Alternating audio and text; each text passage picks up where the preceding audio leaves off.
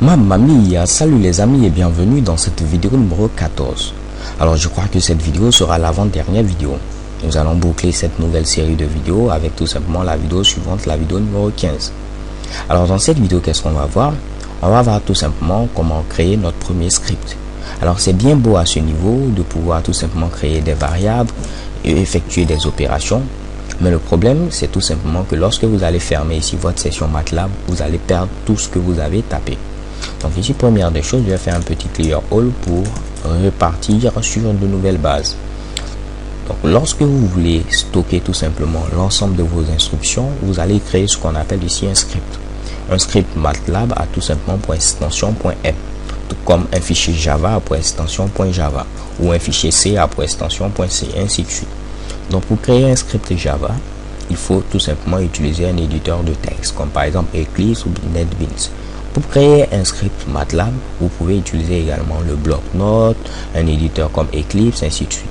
Mais ici, on peut utiliser également l'éditeur interne qui est présent au niveau de MATLAB.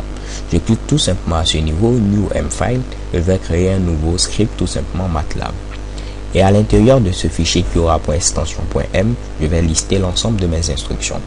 Donc à ce niveau, qu'est-ce que je veux?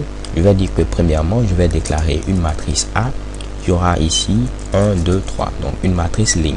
Je mets un point virgule à la fin pour ne pas que mon résultat puisse être affiché lorsque je vais l'exécuter. Ensuite, qu'est-ce que je vais faire?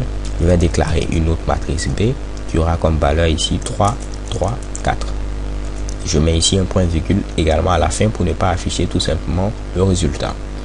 Et pour terminer, je vais faire tout simplement une multiplication élément par élément entre la matrice A et la matrice ici B.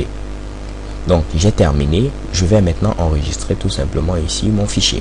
Je fais File, ensuite je fais Save As et on me demande où est-ce que je vais l'enregistrer. Je vais l'enregistrer au niveau de mon répertoire courant. Et je vais donner comme nom à ce fichier test1.m. Je valide avec la touche Entrée. Automatiquement, j'ai mon Mitsubishi qui est enregistré. Pour pouvoir appeler mon script au niveau de la fenêtre de commande, je n'ai qu'à mettre le nom du script sans pour autant ajouter l'extension. Donc je mets ici tout simplement test1.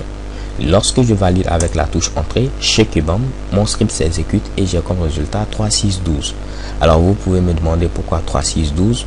Je vais réafficher le script et qu'est-ce qui se passe? Oups, la manie de Windows 7. Donc je vais remettre ce Mitsubishi. Si je mets ici tout simplement ma matrice A, je lui ai donné comme valeur ici 1, 2, 3. Donc c'est une matrice ligne.